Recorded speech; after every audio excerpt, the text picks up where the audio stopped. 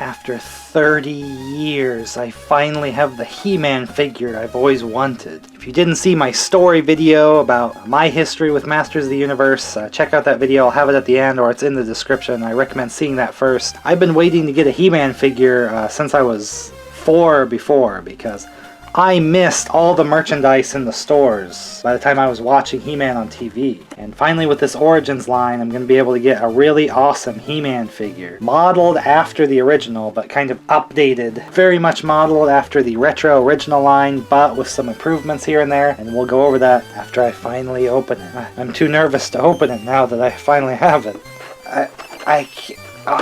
Yes! Must open. After all this time.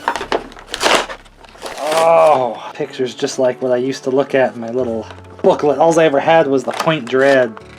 A little comic here. I think a lot of them come with the same comic, but here we go. Okay, the accessories in the back. I never got to open an original He-Man, or any Masters of the Universe figure. I think this is how they came, but I do not have first-hand experience. This is it. It's very much the stature of the original in a sense.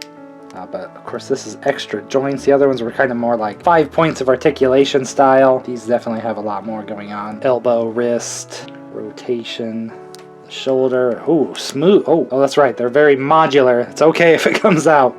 They're meant to be taken apart and kind of mixed and matched with the others, but it does make it seem a little more fragile there. Oh, he's even got ankle, pivot, knee. All joint doesn't have the old classic rubber strap that always broke in the originals. I always read about that.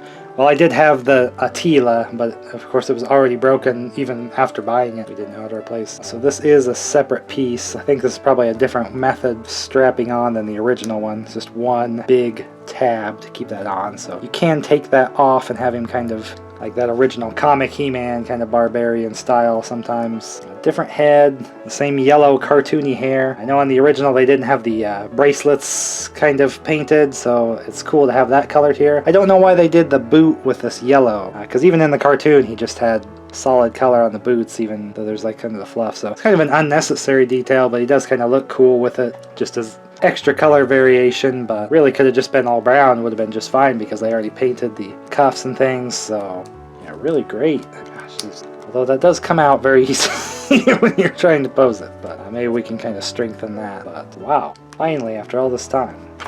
So let's check out his gear. It's kind of a weird way to do that, just a baggy, pretty thin plastic really. This kind of has a strap to put on there, and then that way the hand isn't really holding it. It's just the snap on to the wrist there, the old shield, or I think you can kind of make him hold it more. And that's kind of the only way you can really have it on, is just that side way. The axe. I never really understood the axe and shield He-Man, although I did kind of have one little comic where he wielded that kind of stuff. But you know, for me it was usually the cartoon, and he had the sword. So it's cool that he has the axe and the shield, but I'm kind of leaning my collection of these more toward the cartoon. So here's the sword with the kind of incomplete half, and then here's the complete half. It's kind of bent from being in there. It's kind of curved up. That's not cool. Of course, I had this little guard just because probably the older figure needed like maybe an extra support to make sure that it stayed in his hand in case it got loose here, but I think this one probably didn't need to, but they were just trying to being faithful to the original. There's a level of being faithful to the original and then just kind of some of the modifications. It's a crazy mix, this line. So for appearance, I don't really like the guard, but you know, I get that part of this is me finally getting, you know, my version of the original figures without just going out and getting old figures or getting reprints like they had done in the past also, that I just kind of wasn't in the collecting world to get at the time either. But I am all in now, and we've got He-Man with his sword. After all this time, he can raise it up. Holy crap.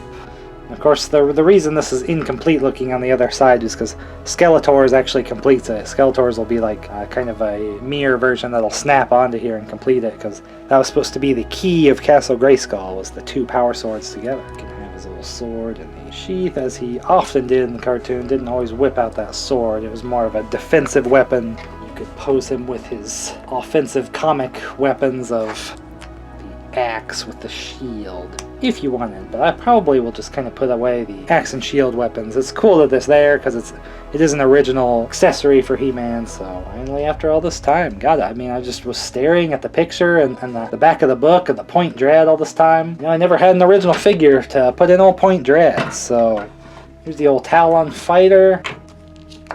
He-Man, if you would do me the honor of being the first real He-Man figure to actually sit in my Talon Fighter. He's kind of taking up the whole thing. Two in here, but my god, my Talon Fighter has never had a He-Man inside until this exact moment. Can you believe the sad history of this toy?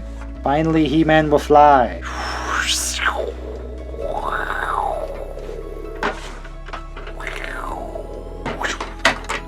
I'm just really excited the way this line has come out just right at the right time for me, just to be able to collect them all. And just waited a long time to have He-Man stuff, so it's just really cool to finally have kind of the version I would have dreamed of anyway, kind of, you know, the extra joints and things, and a few enhancements with some of the paints and all that. So I was thinking it had the old twist and snap kind of thing, but it doesn't. So I actually like that it doesn't have that feature, just because that makes it hard to pose sometimes. And now he's just very posable. So great first Origins figure, finally a He-Man, and I look forward to getting all the other Origins, and I'll have to be kind of picky and choosy on my characters. I'm not going to go crazy getting everything. I'm going to focus on characters that were really on the show quite a bit, because there's a lot of figures that just were made that were never on the cartoon. So I'm going to kind of stick with cartoon, but these are more representing the original toys, and so some of their appearances kind of look more comic book than cartoon, but they were the only toys there. They were the toys of the cartoon because they made the cartoon, and some of them had little different appearances, but in the end it was the toy line of that cartoon in the end. So the power after all this time. Please check out that story video if you didn't see it, and we'll be opening plenty more Masters of the Universe Origins coming up here, and as they come out new. So stick around, save that playlist, subscribe, and I'll see you in the next video. And that's my He-Man PSA. Look both ways before you cross the street as well, kids. I have the power! Yeah!